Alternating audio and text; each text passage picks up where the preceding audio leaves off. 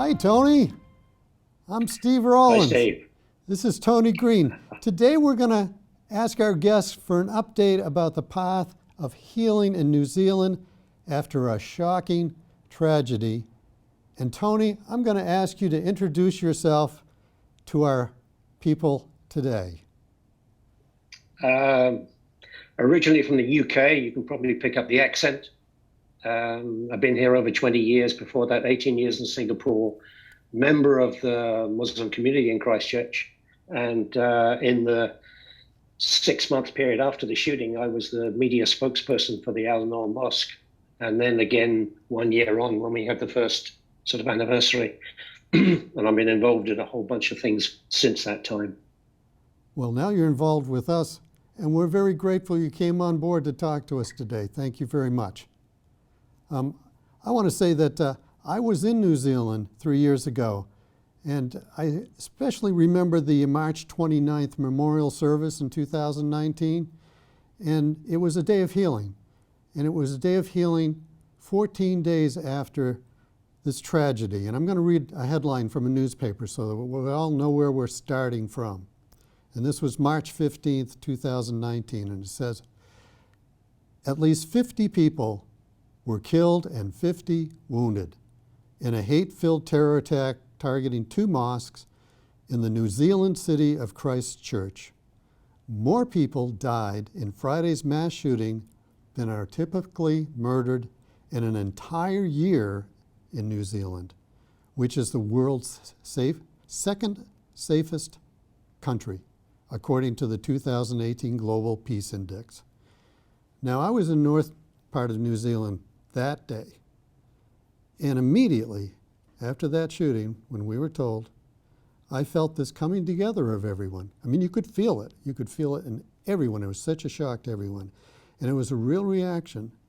And the theme of the memorial service that we went to on the 29th was We Are One. We Are One. And as you know, this is a theme that I carried back with me to the United States and to my music. And this anniversary came up, and I was wondering if there were other things and themes that we could learn from New Zealand. This is part of why we're talking to you today, Tony. So we want to learn if that path of healing continued and whether the unity and the bringing together of everyone lasted, or whether it was a one and done type of situation, as so often happens. So to set the stage, I thought we'd touch on 3 iconic things that happened. I remember, and many people remember, the Prime Minister wearing the traditional Muslim headscarf, the hijab, how's that? And there was a decision not to speak the shooter's name, and the introduction of gun control legislation. Those were all major starting points. So let's go back to the Prime Minister. She was 37 years old, Tony, very young, and she was interviewed about this decision to wear this headscarf. And she said, I didn't really think a lot about it. One of my jobs is to keep people safe, and I wanted the Muslim women to know they could wear that headscarf and not think that they were a target, that they needed to feel they could wear what they wanted to wear in the tradition and feel safe. And she just put it on. Now, was that as an important a moment as people made it sound like it was? Yeah, I think one of the key words there in your question is the word moment. And it was, and yet change has to come from a succession of moments. Ah. So in a way, you get real change, I guess, from knowing what people stand for and what they will stand for.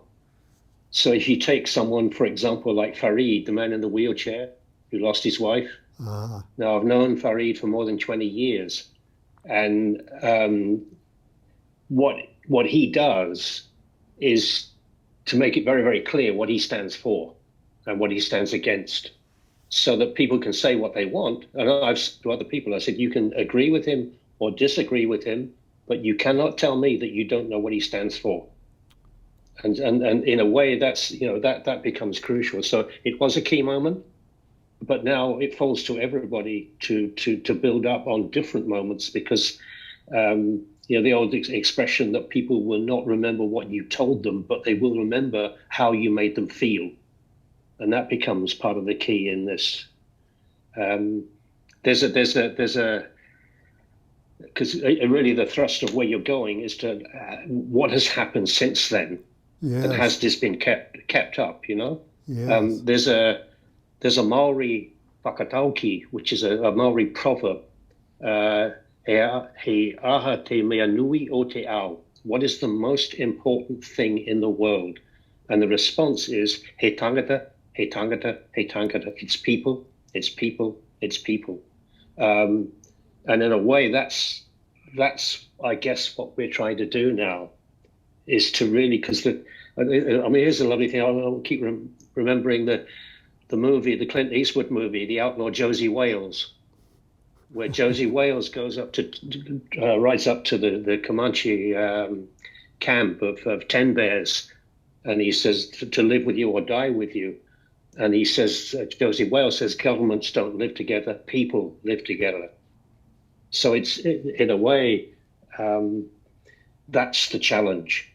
I mean, I'll probably talk too much, so please interrupt me. But in the time immediately after, we had just floods of people coming into the mosques from all over the world,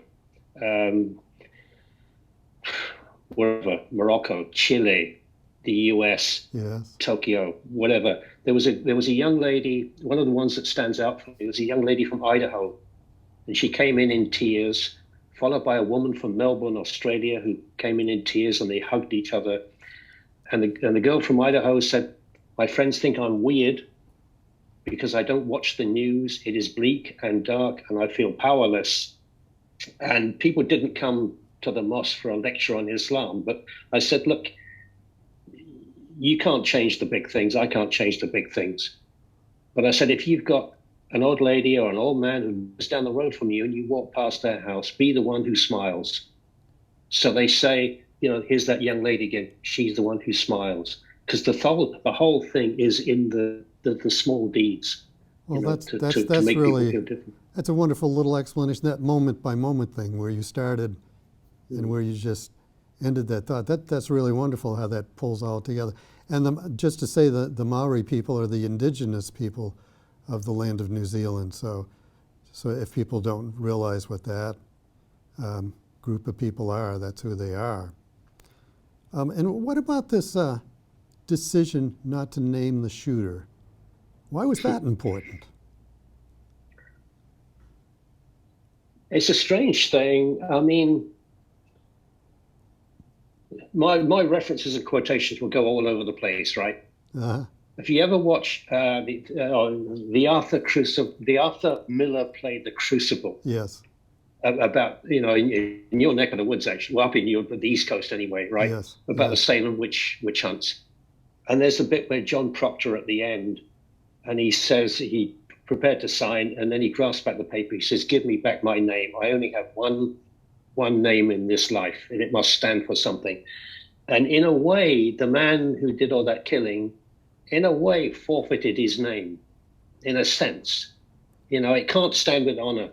I mean, I'm trying to work on a book. It's taken me a long time, which I'm calling Hurt, Hope, and Healing. And I find it, I mean, I've got a long way to go because a lot of interviews I'm doing, but I find it hard to think that I can put his name down in the way. So I refer to him in my own mind as the homeless man, because he had no belonging. Yes.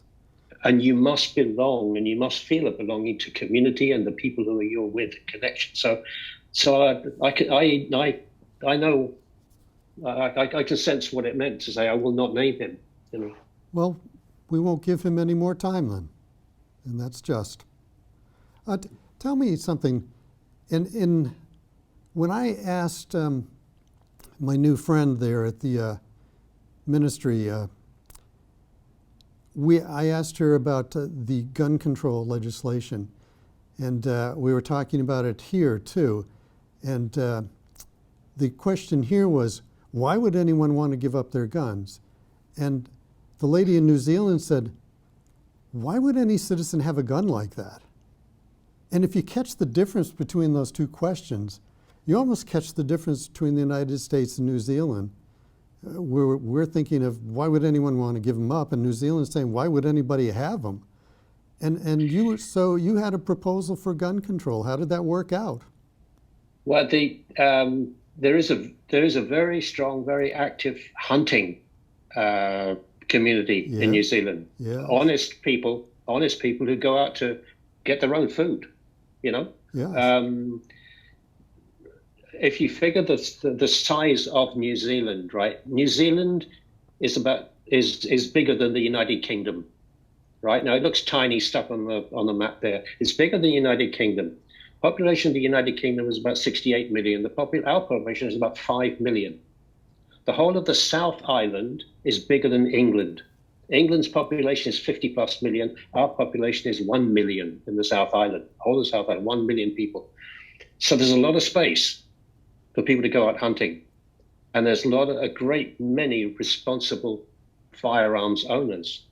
Now I'm not going to get into your whole Second Amendment and all this kind of stuff, but you had laws that were brought down in a time when it was a muzzle loading flintlock. Yes, yes, and we're talking about quite different weapons here. And yeah. So it's I don't know.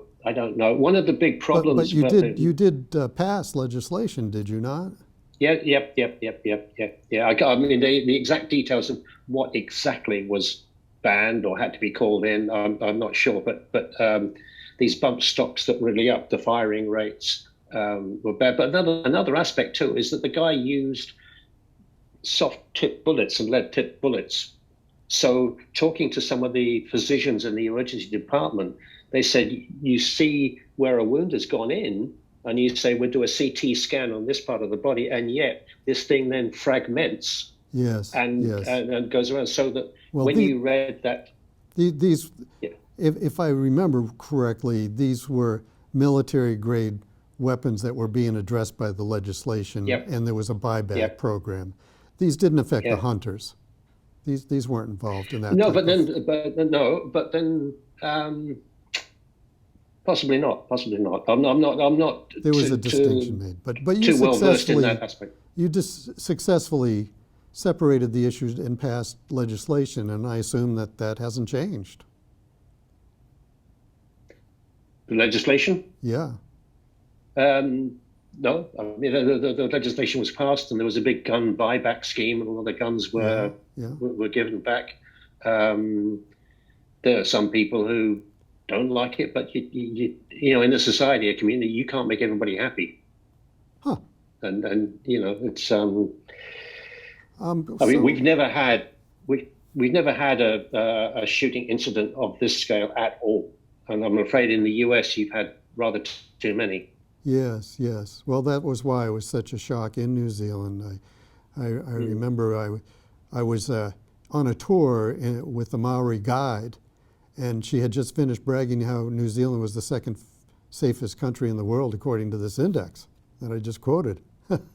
And I remember she came back from her break and was starting to close the sliding door on the van, and she stopped and just stopped. It just froze, and just kind of, her body language was just so strange, and it was a frozen moment. And then she lifted her head and told us what had happened. It was just sort of like she collapsed in on herself, and it was just, when we went to the next cafe and throughout the whole rest of the trip, and then we got to Christchurch, and we got to this healing ceremony, and it was just so special. And people would come up to us at the laundromat. We're standing alone in the square. We didn't look like we knew what we were doing. People would come up to us. They would help us. They'd helped us before and afterwards, but afterwards it was just special. You could tell. And it always wanted to know more what happened. And I'm transitioning us into when I started making contact to end up talking to you, Tony. I started finding out what was happening this year. And I would like for you to tell us a little bit about what's happening next week and the week afterwards that lets us know that, you know, it's not forgotten. Things are not forgotten, the lessons learned. What's going on? Well, people talk about 6 degrees of separation. Yes. That everybody's got. In New Zealand, it's more like 2 degrees. Really. I mean, we're much more connected. It really is. I can't even remember what it was, but some years ago, I'm thinking I can't even remember the actor's name now.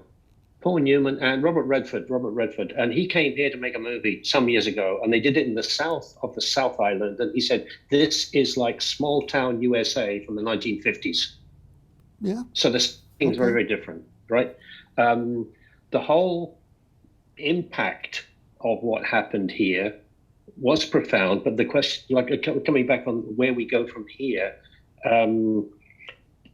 I just checked online because I wrote to you to say that Temel, the Turkish guy who was shot 9 times with one bullet going into his mouth, yes, I remember he that. is currently walking from Dunedin to Christchurch, which is the route that the killer took, which is about 220 miles.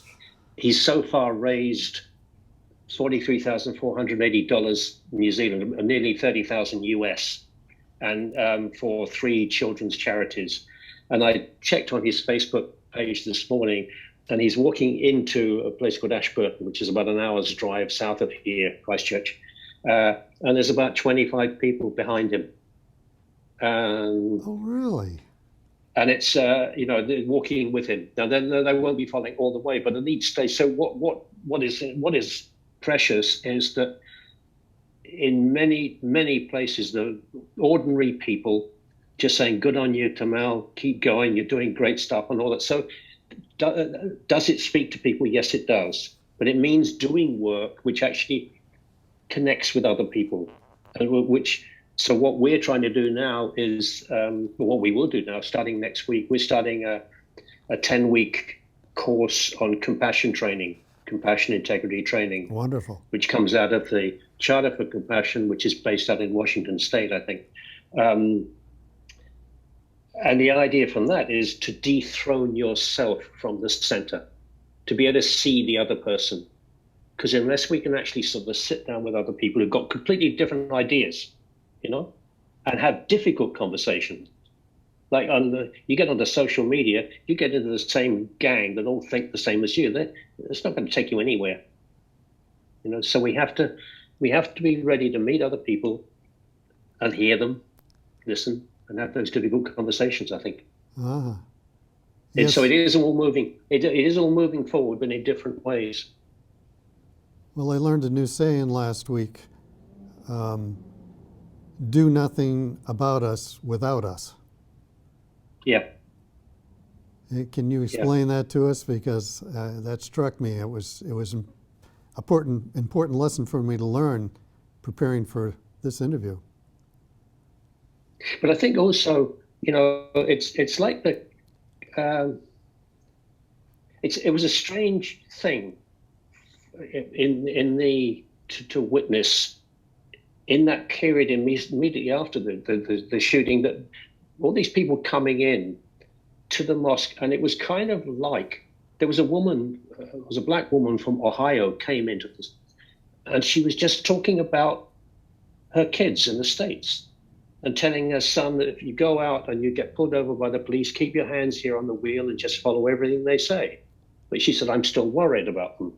And it was like people were coming in and talking about their own condition or reflecting on their own condition. Yes. And it became like I call it like an experiential metaphor to say, look, we can't go on like this. When I was away in Singapore when the shooting happened, I got a call on my mobile which said no caller ID, and normally I just ignore those, but I picked it up, and the guy said, I'm from the newspaper in Christchurch. He said, do you know about Christchurch? And I thought, I don't know. I mean, what is it? We had an argument in the mosque or something. And I said, no, I'm overseas. So he hung up. And then I had a call from somewhere that looked like Algeria. I thought, I don't know anybody in Algeria. And then something from South Africa. So then I checked online. And then a lady called me, and she said, I'm Abdul's wife, and it's the wife of a guy that I used to work closely with, lovely man. And she said, have you seen him? And I said, I'm sorry, I'm out of the country. And he was another one who was killed. And when I got back, I said, I'm just so sorry. And she said, he never came home. And you know this in the US, because you've had this, So what you get is the cameras move on and wonder what's happening, just like on 911. But for everybody who's affected, it's what we call a new normal. And that new normal can be deeply unpleasant. And it's recognizing that actually you share this unfortunate bond with people all over the place. So it could be, so there was a concert for Christchurch afterwards, and I had to speak at this thing. And I said, we don't want this to happen to anyone else, because you get an attack on a Jewish synagogue, a Black Baptist church, yes, a bunch of this is all concert quite goers. true. And you're certainly speaking to universal themes here, absolutely. And it's a wonderful note to end up on in terms of the universality of where you're going. I would like to note, though, that you reminded me that this year, according to the mayor of Christchurch, that you, in meeting with the families of the victims, they've asked not to have another memorial service this year. They really wanted to transition into this awareness week and the things that you were talking about. And it struck me as, that makes all sorts of sense. Let's not focus on the past, which memorial services tend to do. Let's focus on building the threads and the bonding together that, creates the future. And that's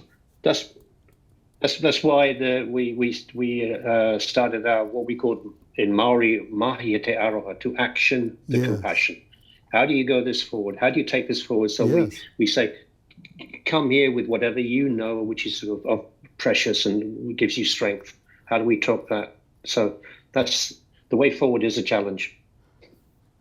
Now that could be the ending of our little discussion here, but I want to give you one final chance. And once again, this is Tony Green from Christchurch in New Zealand.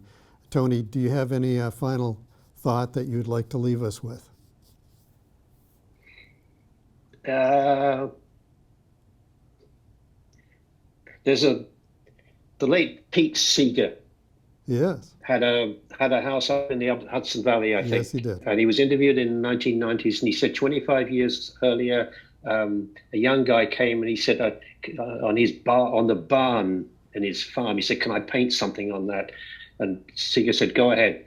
And when he got back, he found that he painted a quote from William James, who said, "I am done with great things, and I am for those little tiny acts which work like the capillaries of water, which given time will break down the biggest monuments of pride," and so on. So not to feel helpless, but to say the real change comes from small things done regularly.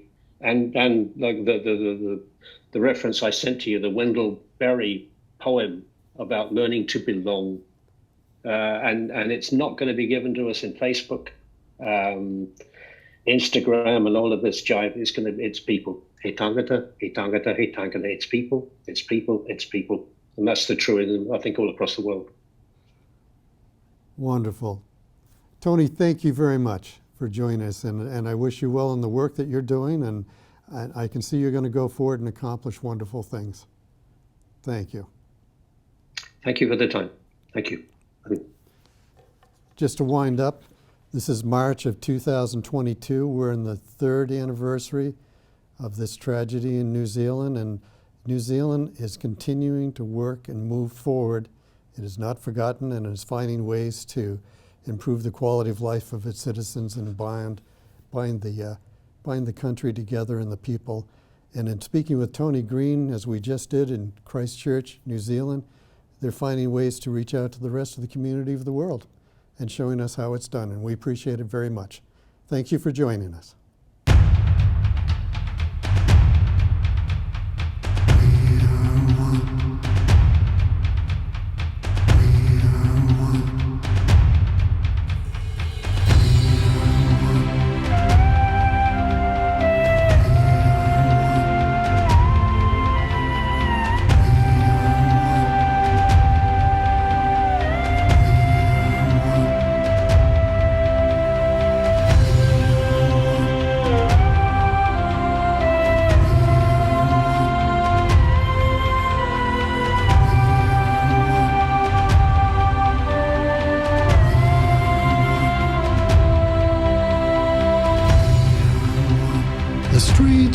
blocked that day. No cars were in the way. The signs with flowers say that the Maori bid us welcome. The Muslims spoke quietly. All 50 names were read, and the speaker said that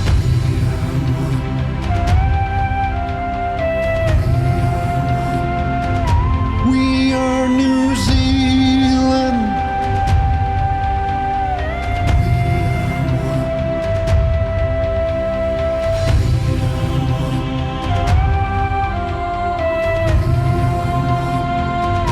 We are New Zealand.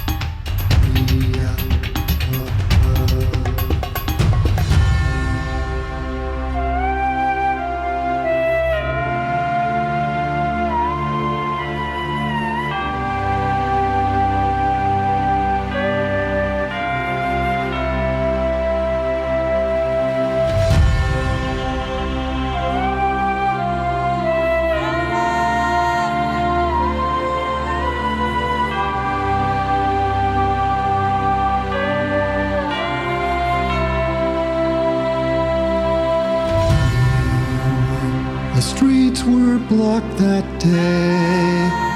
No cars were in the way. The signs with flowers say that the Maori bid us welcome. The Muslims spoke quietly. All 50 names were read, and the speaker said that